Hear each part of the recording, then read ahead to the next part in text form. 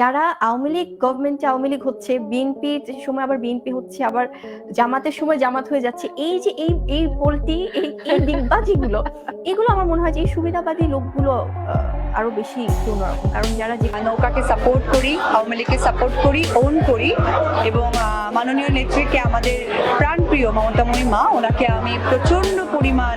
এবার অপু বিশ্বাসকে সুবিধাবাদী মহিলা বলে ধুয়ে দিল শবনম বুবলী। আওয়ামী লীগ যখন ক্ষমতায় ছিল তখন আওয়ামী লীগ করতো অপু বিশ্বাস, সামনে বিএনপি বা জামাত ক্ষমতায় এলে তখন তাদের গুণ গাইবে। এবার সরাসরি অপু বিশ্বাসকে পোল্টিবাজ বলে আরো যা বলল বুবলী। কোনো গভর্নমেন্টের সময় হয়তো নমিনেশন নিচ্ছে, পরবর্তীতে আবার চেঞ্জ করে ফেলছে। চাইবো মনে প্রাণে যে আমাদের আওয়ামী লীগ আসুক, কারণ আমাদের যে উন্নয়ন।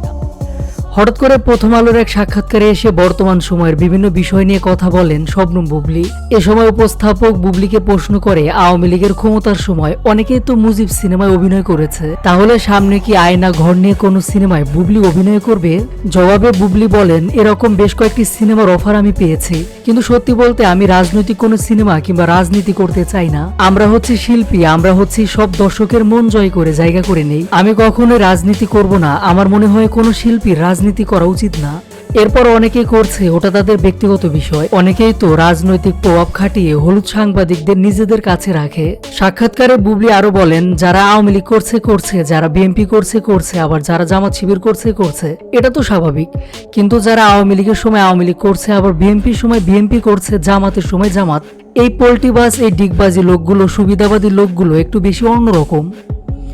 এ সময় কিছুটা অপু বিশ্বাসকে খোঁচা দিয়ে বুবলী আরো বলেন, আবার যে সরকার ক্ষমতায় থাকছে সেই সরকারে হয়ে নমিনেশন নিচ্ছে, পরবর্তীতে আবার পরিবর্তন করে ফেলছে। আমার কাছে মনে হয় এগুলো থেকে শুরু করে সবকিছুরই সংস্কার প্রয়োজন। তবে কি এবার ইঙ্গিত দিয়ে অপু বিশ্বাসকে ধুয়ে দিল বুবলী? প্রিয় দর্শক, বুবলীর কথা নিয়ে আপনাদের মূল্যবান মতামতটি অবশ্যই জানাবেন।